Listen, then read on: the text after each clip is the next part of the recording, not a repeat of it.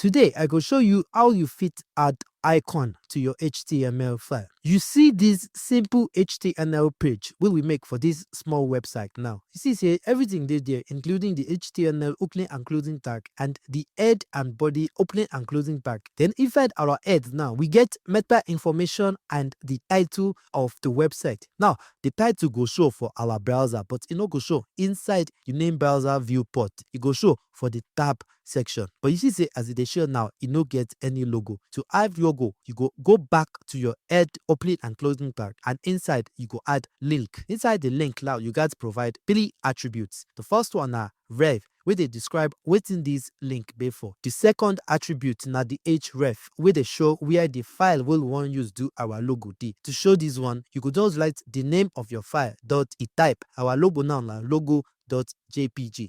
I explain all of these things more for my full HTML tutorial with the YouTube. So don't forget to follow and subscribe. Thank you for your attention to this matter.